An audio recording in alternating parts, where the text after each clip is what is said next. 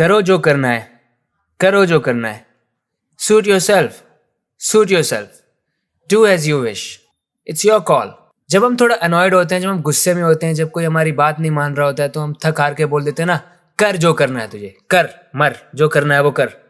तो इंग्लिश में आप बोलो सूट योरसेल्फ, सूट योरसेल्फ। तो इस तरह की कैजुअली बोली जाने वाली बातें आप इस वीडियो से सीखने वाले हैं। आप सीखेंगे कि कैसे नेटिव स्पीकर्स ऑफ इंग्लिश की तरह हम कैसे बोल सकते हैं। छोटी मोटी बातों को आप इस वीडियो से सीखेंगे। सुन के तो अच्छा लग रहा है, किसी ने कुछ बोला तो हम बोल रहे हैं कि हाँ, सुन के तो ये चीज़ अच्छी लग रही है, तो आप बोलो that sounds good, sounds great, sounds wonderful, sounds perfect. तो जब भी किसी ने कुछ बोला है, उसकी कही गई बात आपको सुनकर अच्छी लगी, तो आप ऐसे बोल दो that sounds great, that sounds wonderful. I am trying to tell you how you can sound natural when you're speaking in English.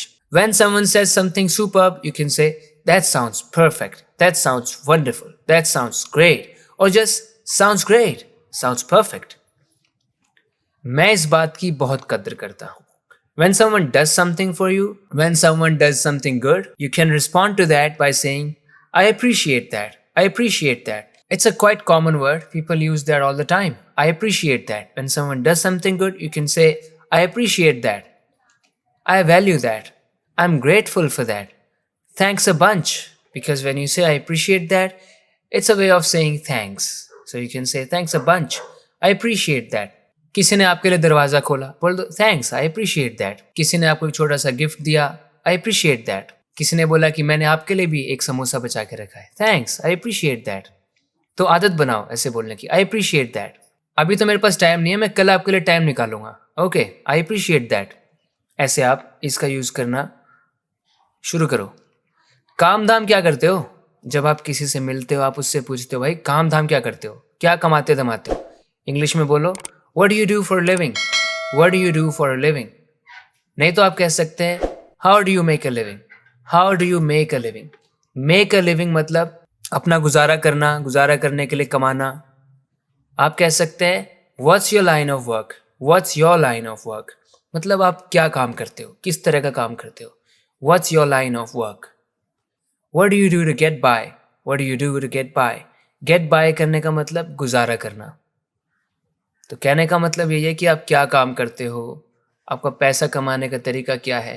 What do you do to get by, what do you do for living.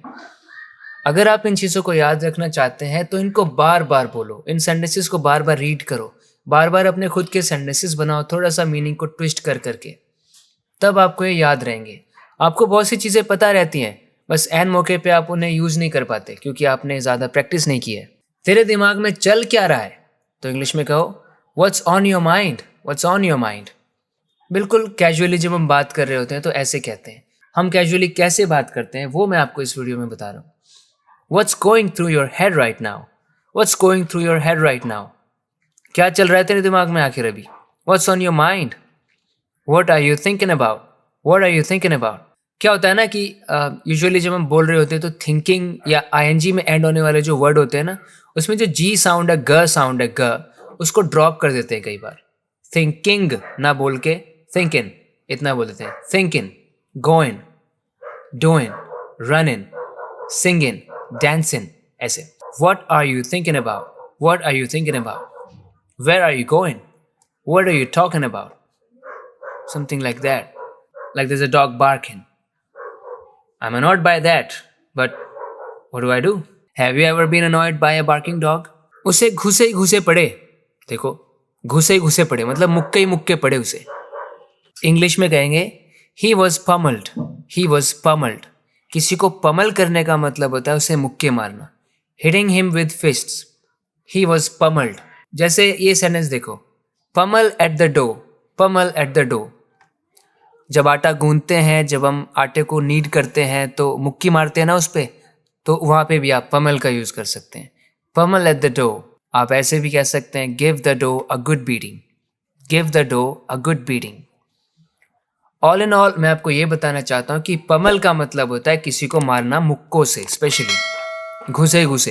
He was punched repeatedly और ही was पमल्ड। लगे लगे इसे भी धो दो।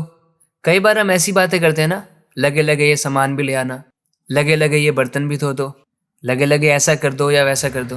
तो हम कहेंगे while you're at it, wash this too, while you are at it wash this too. तो आप ये यूज़ करो while you are at it, मतलब लगे लगे आप ऐसा कर लो।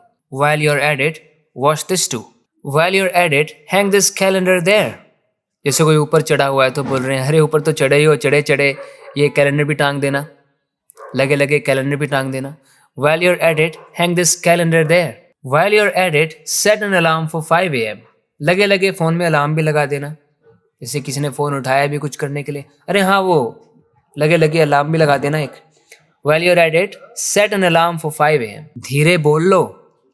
Keep your voice down. Keep your voice down. Lower your voice, please. Please speak more quietly. Maggi वैगी नहीं है क्या हमारे पास?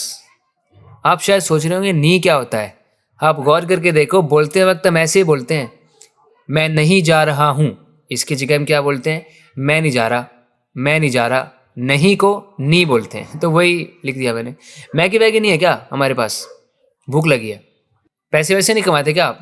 घर वर नहीं है क्या आपका? जब ऐसे बोलते हैं हम दो शब्दों को, एक को ख़राब करके, एक शब्द को ख़राब करके रिपीट करते हैं ना, तो इंग्लिश में ऐसे बोलो, डोंट वी हैव मैगी और समथिंग, डोंट वी हैव मैगी और समथिंग। मैगी वैगी नहीं है क्या हमारे पास? जैसे don't you watch movies or something, movie वूवी नहीं देखते क्या? फिल्म विल्म नहीं देखते? Don't you watch movies or something. Don't you do shopping or something, shopping वॉपिंग नहीं करते? Don't you do shopping or something. अब कर कर आके ख़त्म करो ना इसे।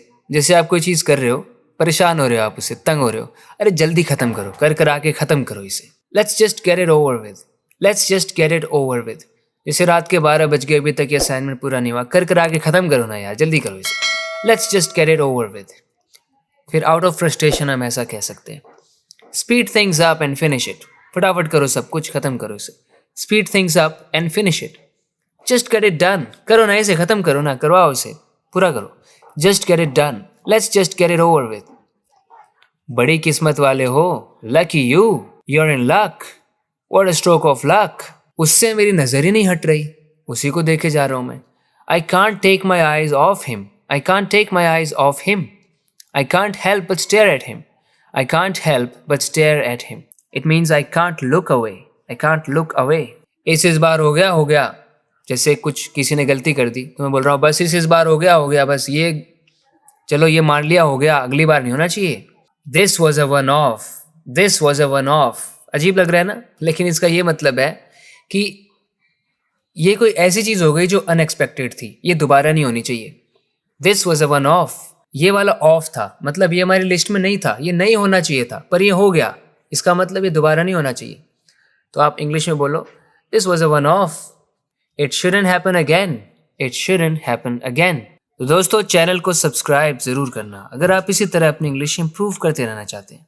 बात करते हैं अगले वीडियो लेसन में। Till then take care and bye.